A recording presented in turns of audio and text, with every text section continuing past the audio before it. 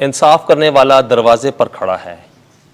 ہمارے لیے آج کی پہلی تلاوت مقدس یعقوب رسول کا خط، اس کا 5 باب 9 سے 12 آیت مقدسہ۔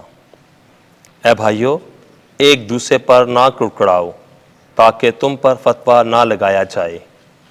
دیکھو، انصاف کرنے والا دروازے پر کھڑا ہے۔ اے بھائیو، ان نبیوں کو دکھ سہنے اور صبر کرنے کا نمونہ سمجھو جنہوں نے خداوند کے نام سے کلام کیا۔ دیکھو، ہم صبر کرنے والوں کو مبارک کہتے ہیں۔ تم نے ایوب کے صبر کا حال تو سنا ہی ہے، اور اس انجام سے بھی واقف ہو جو خداوند نے اسے بخشا، کیونکہ خداوند بہت دردمند اور مہربان ہے۔ مگر سب سے پہلے اے بھائیو، قسم مت کھاؤ، نہ آسمان کی، نہ زمین کی، اور نہ کسی اور چیز کی قسم، بلکہ تمہاری ہاں ہاں ہو اور نہیں نہیں، تاکہ تم فتویٰ کے تلے نہ آ جاؤ۔ پاک کلام کے پڑھے اور سنے جانے پر خداوند کی برکت ہو۔ زبور 103۔ جماعتی جواب: خداوند رحیم اور مہربان ہے۔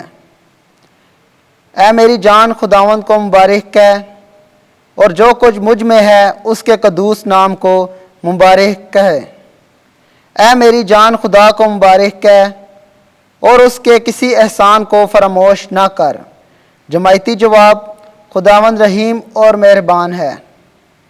وہ تجھے تیری تمام بدیاں معاف کرتا ہے، وہ تجھے تیری تمام بیماریوں سے شفا دیتا ہے، وہ تیری زندگی کو ہلاکت سے چھڑاتا ہے، وہ شفقت اور رحمت کا تاج تجھ پر رکھتا ہے۔ جماعتی جواب: خداوند رحیم اور مہربان ہے۔ خداوند رحیم اور مہربان ہے، وہ غصہ کرنے میں دھیما اور نہایت شفیق ہے۔ وہ ہمیشہ کے لیے خفا نہ رہے گا اور نہ ابد تک جھڑکتا رہے گا۔ جماعتی جواب: خداوند رحیم اور مہربان ہے، کیونکہ جس قدر آسمان زمین سے بلند ہے، اسی قدر اس کی رحمت اس سے ڈرنے والوں پر ہے، جس قدر مشرق مغرب سے دور ہے۔ جماعتی جواب: خداوند رحیم اور مہربان ہے۔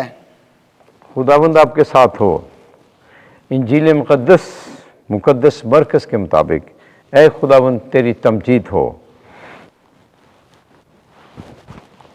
10واں باب، پہلی آیت سے 12ویں آیت تک۔ جسے خدا نے جوڑا ہے اسے انسان جدا نہ کرے۔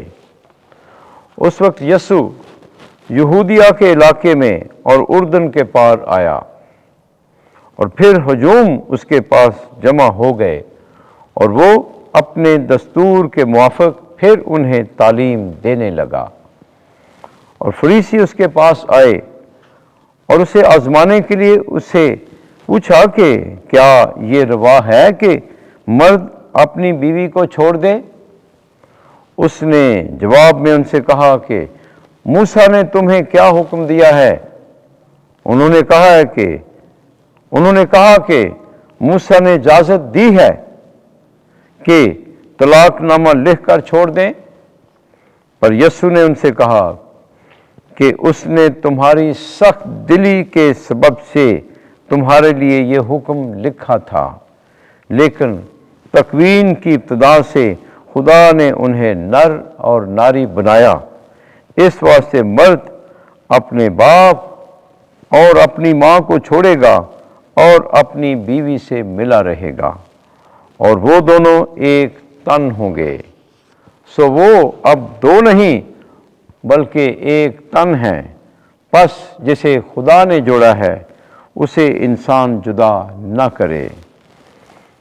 اور گھر میں اس کے شاگردوں نے پھر اس سے اس بات کی بابت پوچھا، اور اس نے ان سے کہا، جو کوئی اپنی بیوی کو چھوڑے اور دوسری سے بیاہ کرے تو وہ اس کے خلاف زنا کرتا ہے، اور اگر بیوی اپنے شوہر کو چھوڑ دے اور دوسرے سے بیاہ کرے تو زنا کرتی ہے۔ انجیل مقدس کے وسیلے سے ہمارے گناہ معاف کیے جائیں۔ اے مسیح تیری ستائش ہو۔